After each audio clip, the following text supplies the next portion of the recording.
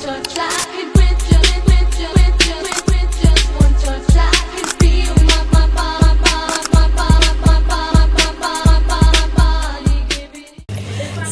kota Jakarta berdiri, Pelabuhan Sunda Kelapa pernah menjadi saksi bisu pertempuran laut yang sangat sengit.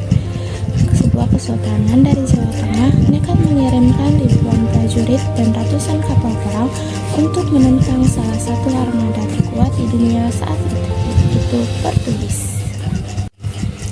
Halo semuanya, aku Eva Noviani dari kelas 11-7. Di video kali ini kita akan membahas kisah heroik dan perjuangan maritim Kesultanan Demak dalam melawan dominasi Portugis di Nusantara, mulai dari keberanian Patih Yunis di saat Malaka hingga taktik cerdik Fatahillah di Sunda Kelapa. Simak sampai habis ya. Kisah ini bermula pada tahun 1511. Saat itu bangsa Portugis di bawah pimpinan Alfonso de Albuquerque berhasil menaklukkan Kesultanan Malaka. Jatuhnya Malaka bukan cuma kabar buruk bagi pedagang lokal, tapi juga menjadi ancaman nyata bagi kerajaan-kerajaan di Nusantara. Malaka adalah urat nadi perdagangan rempah-rempah dan pusat penyebaran agama Islam. Begitu Portugis berkuasa, jalur perdagangan pedagang Muslim terputus dan dikontrol secara ketat. Melihat situasi ini, Kesultanan Demak atau kerajaan Islam pertama dan terbesar di Jawa saat itu tidak tinggal diam. Sultan Raden Patah sadar jika Portugis dibiarkan, lambat laun Pulau Jawa juga akan dihancurkan. 1112, Raden Patah mengutus putranya yaitu Patih Yunis untuk memimpin pasukan gabungan dari Demak dan Jepara. Dia tanggung-tanggung Demak mengerahkan sekitar 100 kapal perang dan ribuan prajurit melintasi Pulau Jawa menuju Selat Malaka. Serangan pertama ini membuat Portugis terkejut. Namun, benteng pertahanan Alfonso milik Portugis yang dilengkapi meriam modern telah kokoh untuk ditembus. Pertempuran sengit terjadi, dan Patih Yunis terpaksa menarik mundur semua pasukannya. Pantang menyerah, pada tahun 1521, Patih Yunis yang sudah menjadi Sultan Demak II kembali memimpin serangan kedua ke Malaka. Naasnya, dalam pertempuran laut yang hebat, kapal yang ditumpangi Patih Yunis terkena tembakan meriam Portugis.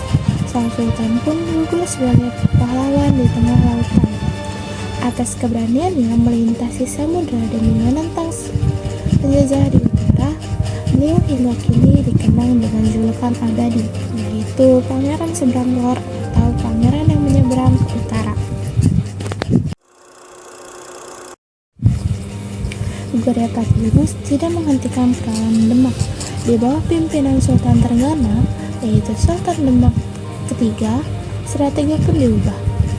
Ancaman baru muncul di Jawa Barat. Kerajaan Pajajaran yang merasa terancam dan oleh ekspansi Demak memilih bersekutu dengan Portugis. Pada tahun 1522, Pajajaran mengizinkan Portugis membangun benteng di Pelabuhan Sunda Kelapa. Tentu saja Demak tidak bisa membiarkan Portugis mendirikan pangkalan militer di Jawa. Sultan Trenggana langsung mengutus seorang ulama sekaligus panglima perang ulung bernama Fatahillah. Lalu Fatahillah memimpin pasukan gabungan Demak dan Cirebon untuk bergerak cepat merebut Sunda Kelapa sebelum Portugis sempat untuk membuat benteng pertahanan mereka.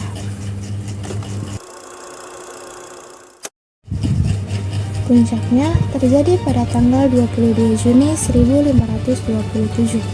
Armada di Portugis di bawah pimpinan Francisco de Sá tiba di Sunda Kelapa tanpa menyadari bahwa pelabuhan itu sudah dikuasai oleh pasukan Fatahillah. Tanpa ampun, pasukan Demak Cirebon melakukan serangan mendadak dari darat dan laut. Armada Portugis hancur berantakan, puluhan prajuritnya tewas dan sisanya kabur melarikan diri. Rencana Portugis menguasai Jawa pun tidak berhasil dan gagal total. Atas kemenangan besar ini, Fatahillah mengganti nama Sunda Kelapa menjadi Jakarta, yang berarti kemenangan yang nyata. tanggal pertempuran yaitu 22 Juni 1527 yang hingga kini kita peringati sebagai hari lahir Kota Jakarta. Perlawanan Kesultanan Demak menghadap Portugis membuktikan bahwa sejak ratusan tahun lalu bangsa kita punya keberanian dan kekuatan maritim yang luar biasa dalam menjaga kedaulatan tanah air. Nah, itu dia kisah perjuangan Demak melawan Portugis.